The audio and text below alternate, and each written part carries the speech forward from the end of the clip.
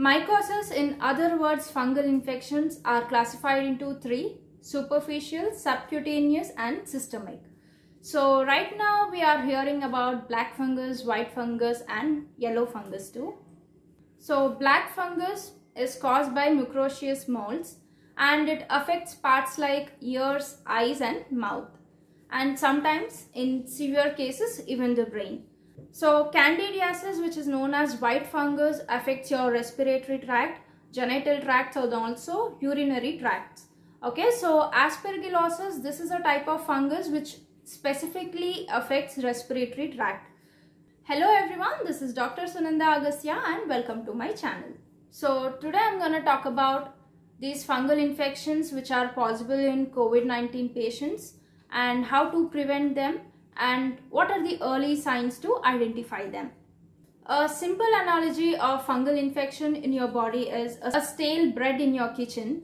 The longer it absorbs the moisture, the higher chance of mold formation. So the situation in ICU creates a perfect environment for a COVID patient to get infected by black fungus, white fungus or yellow fungus or any sort of fungal infections. Going back to our bread example, so when you add in some sugar to the bread, it creates faster mold formation.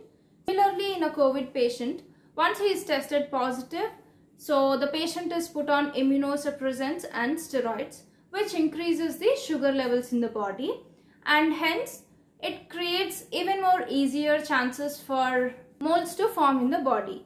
In my experience, most of the fungal infection or the seriousness of fungal infection is caused due to self-medications. So most of the patients follow WhatsApp University and they have a list of medicines. They try to buy them from local pharmacy and self-medicate and harm themselves.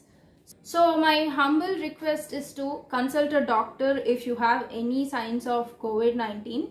So okay, now you are infected with COVID-19 and fortunately you have recovered. So there are certain things you have to follow post-recovery.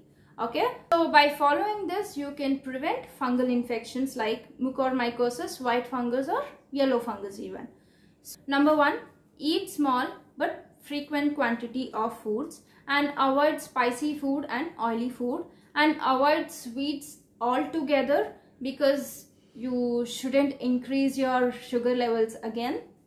Avoid packaged food and juices, instead prefer for fresh juices, and sleep for 8 to 9 hours at least, and make sure you get some physical workout like do pranayama, do yoga, breathing exercise, stay active and stay indoor. And just because you have recovered, stop believing in a myth that once you have got positive and you will never get infected again. So stay indoors and follow all the precautions like wearing a mask, avoiding social gatherings and avoid alcohol, and not avoid, stop it completely and quit smoking too. So if you observe any of these symptoms, please consult your doctor immediately.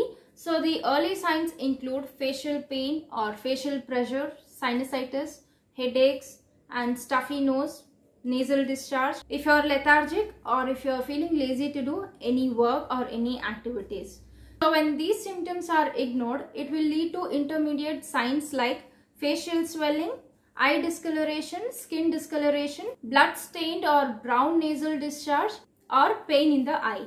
And even when these are neglected, it leads to late signs like swelling of eyes, difficulty in opening the eyes, confusion, loss of consciousness, and it can also lead to loss of vision.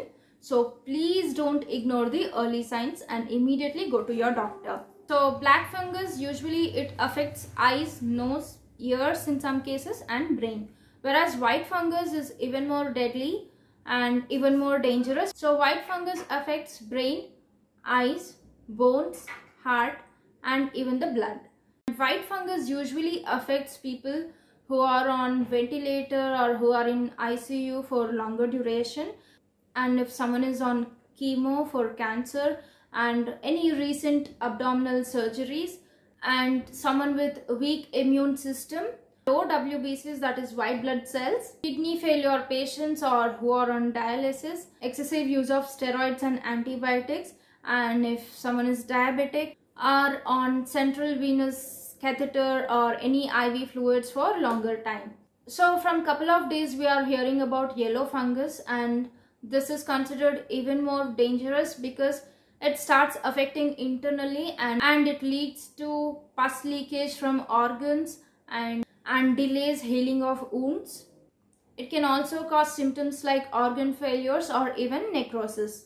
So the symptoms for yellow fungus are a bit similar to previous fungal infections which we have spoken, but added to it, you can also see lethargic and loss of appetite. You don't feel like eating or you don't feel hungry, and poor metabolic rate which leads to weight loss. You start losing weight, and when you observe these all of a sudden, please do consult your doctor. So the best way to prevent fungal infections is not get infected by COVID-19 itself. So you know all the precautionary measures, do follow them, and also stay tuned for a preventive aspect of COVID-19 according to Ayush protocol. I'll be posting it in a few days. And do share this video with your friends and subscribe to my channel and hit the bell icon for further notifications. And it's my humble request for people not to follow this WhatsApp University forwards and self-medicate yourself and get into trouble. So stay safe, stay hydrated, stay indoor and wear a mask and avoid social gatherings. And I'll meet you up with another interesting video. Until then, take care and bye-bye.